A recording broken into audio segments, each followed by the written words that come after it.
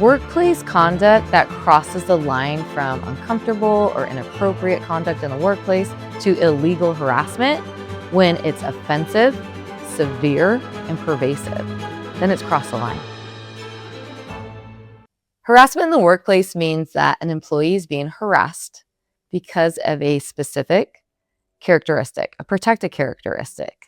For example, they're being harassed because of their race or their age or their national origin, or because they recently disclosed that they're pregnant or they have a medical condition. And others in the workplace are targeting them or making offensive comments or jokes on a basis of that protected characteristic. Harassment is not always sexual in nature. It can involve other protected characteristics as well. It could involve your pregnancy, medical condition, your race, age. There are many categories that are protected under the law, and it's not always sex-based. Some subtle forms of harassment that employees may not recognize right away could be jokes, could be little comments here and there, or that feeling of isolation, manipulation, a sense of targeting. All of those might be subtle signs, but may eventually grow to something larger, increase, and become a potential for a harassment claim in the workplace. Some examples of harassment in the workplace that sometimes employees overlook could be jokes, could be a little banter here and there. Those jokes that really become offensive and truly not funny anymore, they could be harassment in the workplace and actionable under the law. It is important to document incidents before reporting it internally because you want to have that paper trail. You want to know specifically what you're going to report.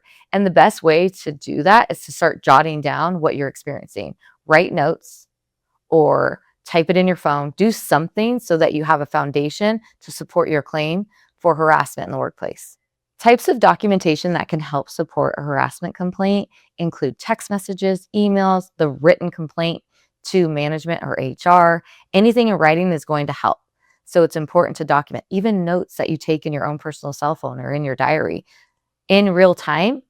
If we can show that, we can help support a claim for harassment. Employees can report harassment verbally or in writing or both, but as an employment law attorney, I think the best way to report harassment is in written form. We want that documentation. If someone believes that they are being harassed at work, their first step should be document and then take a complaint to HR or management or the boss, because it's important to disclose that you feel like you're a victim of harassment in the workplace to be protected. Some places where an employee can report harassment in the workplace are to HR, to the management team, to the boss. But employees can also report harassment to the EEOC or the Civil Rights Department. We often see harassment coming from an employee's management team or direct supervisor. And oftentimes, those employees are afraid to report it because they feel like if they do, they'll be a victim of retaliation. So there may be other channels to report harassment, and you can move through the chain of command, but it is really important to communicate the harassment to somebody, whether it's a coworker, another management personnel, or HR, or even go to the EEOC or Civil Rights Department. Just put that complaint in writing. Once harassment is reported internally, an employer is required to initiate an investigation. An employer is required to take remedial action, take corrective measures once a harassment complaint has been disclosed.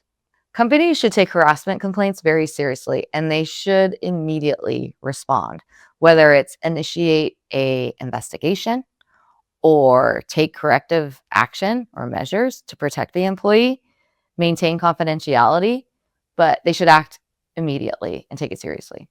Some red flags that an employer is not taking a harassment complaint seriously could be that there's no investigation, there's no follow-up, they're simply dismissed or blamed. Victim blaming is often a red flag that the employer is not taking this harassment complaint seriously. An employer can get into legal trouble by ignoring or minimizing a harassment complaint. Employees are protected against harassment, and if an employer fails to take remedial action to protect an employee from harassment or discrimination, they could be on the hook for liability. Many employees are concerned that if they report harassment in the workplace, they're going to be retaliated against. And that's a real fear. It's something we should talk about and consider and evaluate because it happens. And it's something that they should consider, but hopefully it doesn't inhibit them from speaking up and reporting harassment in the workplace. Retaliation after an employee reports harassment typically looks like some adverse action, like now they're being isolated, their job duties are stripped away, they're being disciplined, yet feel like they haven't done anything wrong, or they're terminated. This could all be signs of retaliation, especially if the employee just reported harassment in the workplace. First, an employee should document the harassment complaint in writing. And then if they feel like they're a victim of retaliation after reporting that harassment, they should continue to make complaints. Don't stop. Don't stop documenting and don't stop reporting the unlawful conduct. If you feel like you're being demoted or you're being singled out, targeted, isolated, intimidated, simply because you made a harassment complaint, continue making those complaints. Put it in writing. One thing I would want employees to remember about reporting workplace harassment is that once they do it, once they make that complaint, especially in writing, they're protected under the law. They're protected from retaliation. So if they make that complaint, they are protected under various laws from retaliation.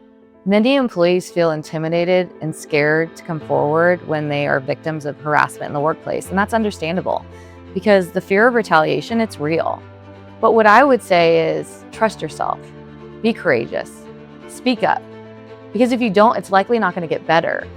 So at least take the opportunity to tell your story and advocate for your employee rights because you have a right to be working in a harassment-free work environment.